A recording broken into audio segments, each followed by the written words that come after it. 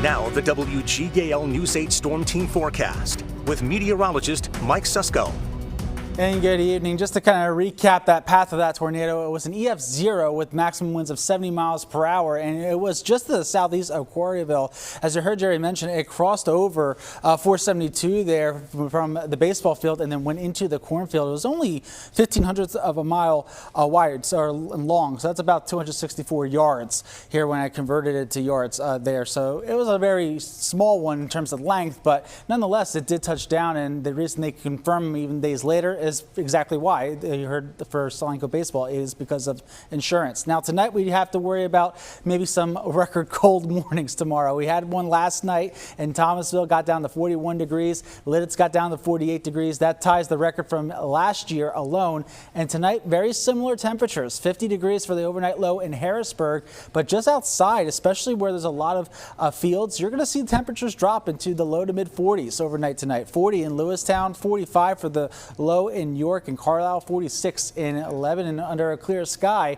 And Harrisburg, if you get down to 50 degrees, you'll be within 3 degrees of your record low tonight, which was 47 back in 1986. So we're going to continue with these fall-like days, those cold nights or chilly nights, and then warm afternoons before temperatures get back to near where they should be, which is 80 degrees by the later part of the week.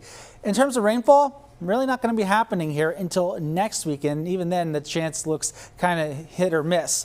As we look outside, Carlisle, Ephrata, Gettysburg, and Hershey, it is a quiet night, and temperatures already 49 in York, 51 in Landisburg, it's 57 in Harrisburg, and 54 in Ephrata. But when we look at Storm Team Live Radar Network here, high pressure's in control, leading to that clear sky, allowing all the heat we gather during the day to escape and those temperatures to drop down to the 40s overnight tonight, especially in the valleys. And some of you, like right along the river, for example, maybe right around 50 degrees, but it's cool and crisp no matter where you are tomorrow morning.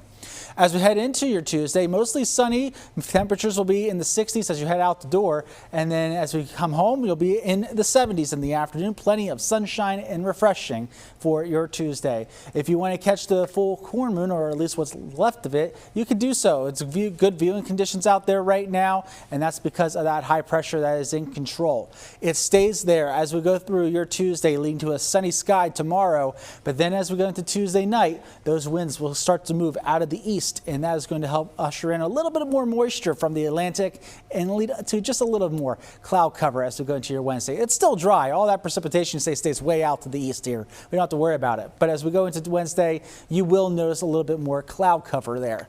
Temperatures, they're just going to stay at average or below average here for the next 7 days. We are in a cool pattern, a very fall-like pattern, and it doesn't look like that's really going to break much as we look at your 10-day forecast. But as I mentioned, it's kind of rinse and repeat. We're in the mid to upper 70s, a few days there near 80 degrees Thursday through the weekend. And in terms of rain chances, you can see best chance right now looks like it's early next week, but even then, it's going to be hit or miss, guys. We do need the rain, and Mother Nature's really not offering much right now. All right.